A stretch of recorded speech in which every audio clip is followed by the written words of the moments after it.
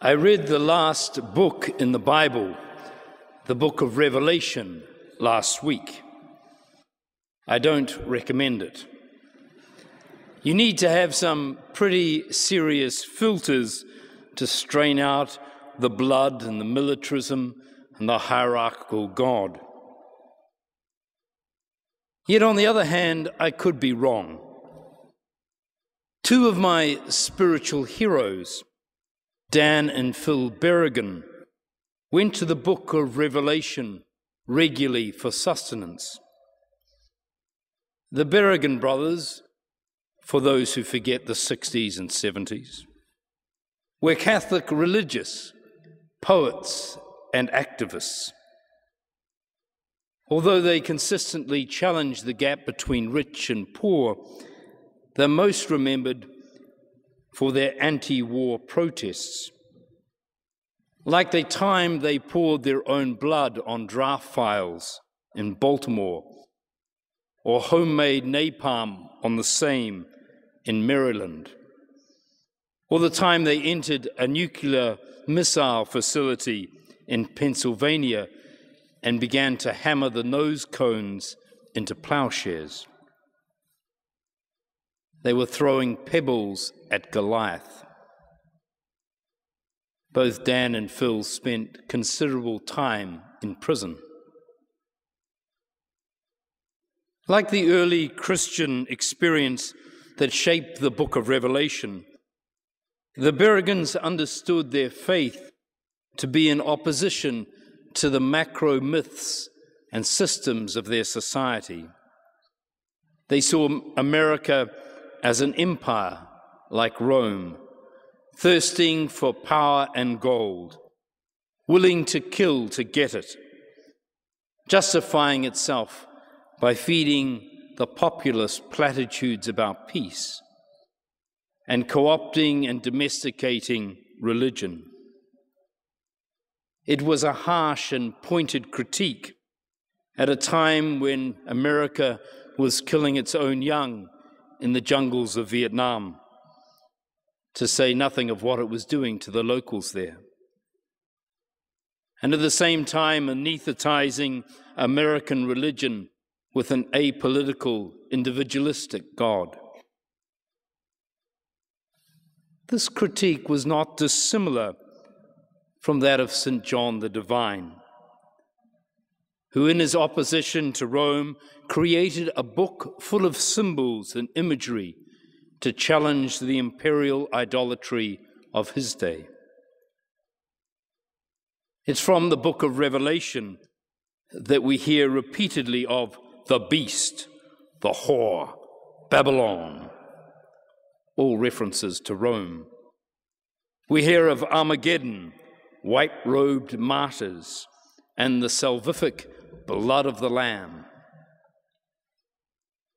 The context is a persecuted Christian minority, exhorted to stand firm in their faith despite imprisonment and death, and being comforted with the thought of their God's eventual triumph.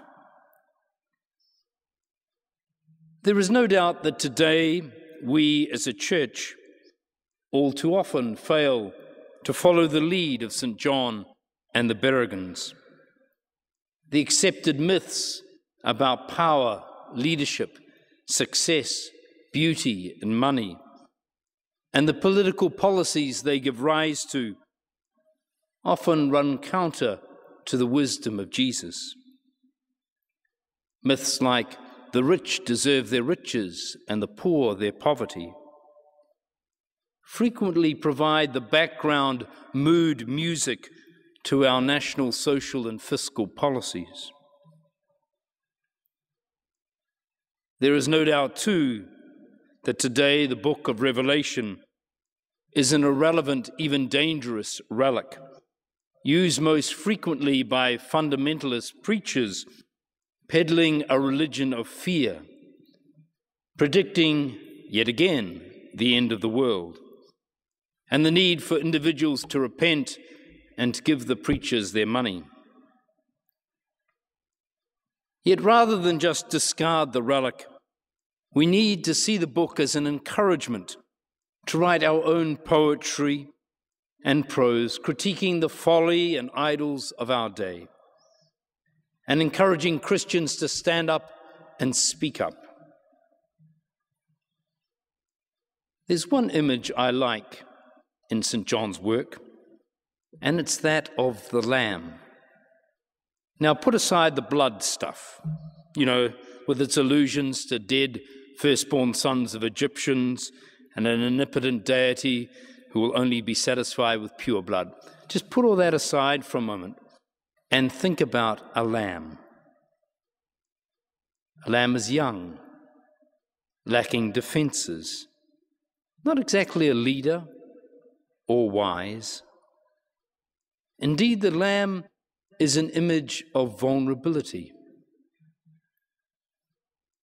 Contrast that with the empire's illusion to be invincible, independent, and omnipotent. If we take the image of lamb as a divine portrait seriously, then the whole power structure becomes inverted. God's no longer the one with the bigger muscle than Goliath, bigger muscle than Caesar, the supreme alpha male. God isn't even a shepherd. Indeed, one of the interesting things about Revelation, if you read it carefully, is that it doesn't picture God as anything. God, as in the Hebrew tradition, is too other, too beyond our constructs to be pictured.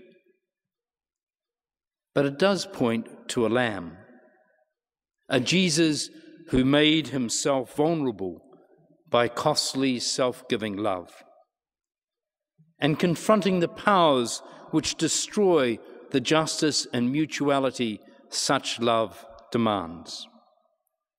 It is, says Revelation, the Lamb that is worthy of worship.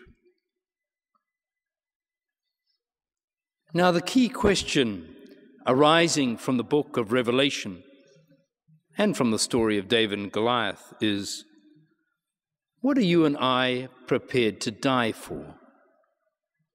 Now, I know dying is an overrated concept, as is martyrdom.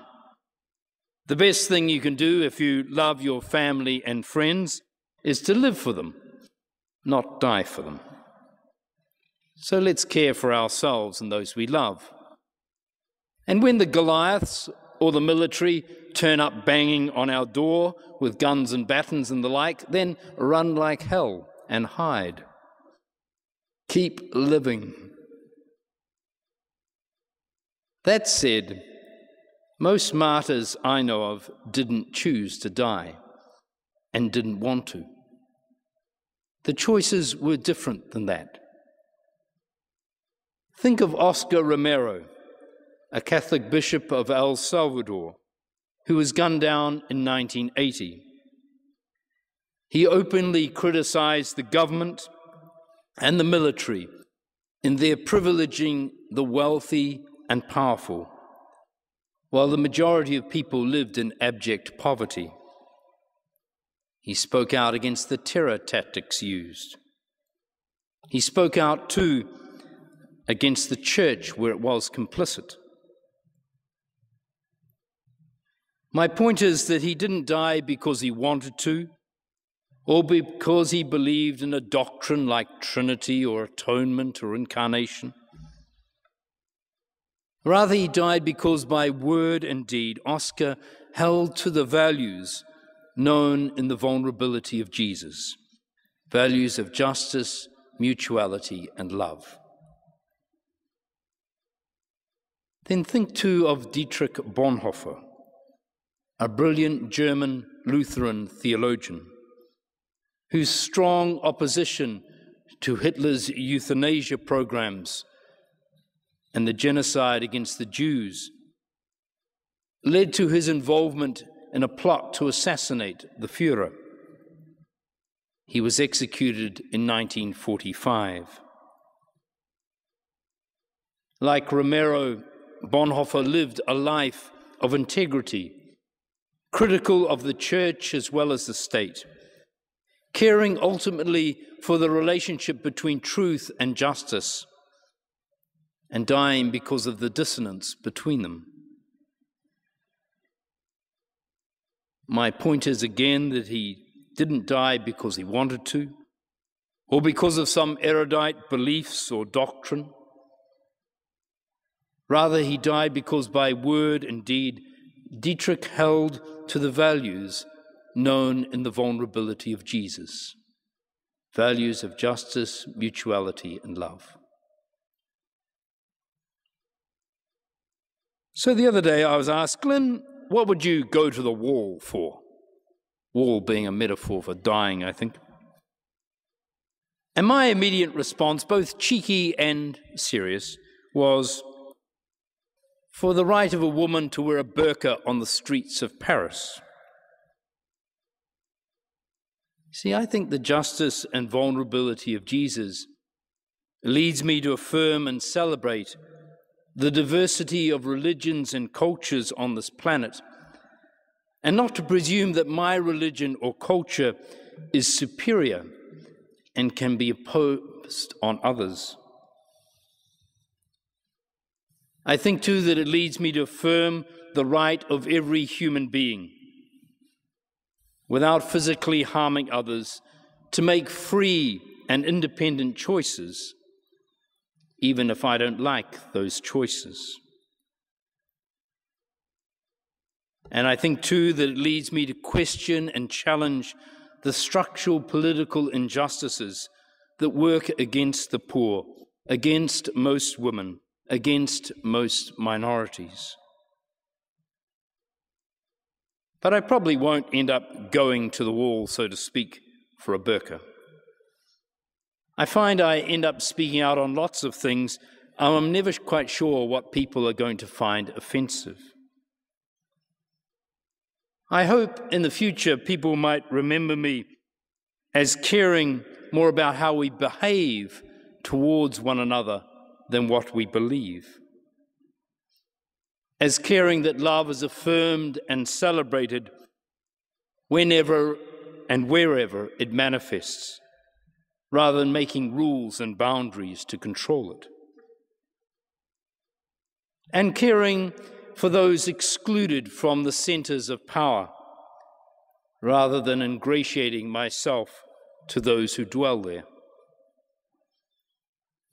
Yet, you don't have much control over how people will remember you. Could be for something as minor as a joke on a billboard. Which reminds me, come to think of it, that joke Jesus made about a camel and an eye of a needle? Maybe that set the whole ball rolling.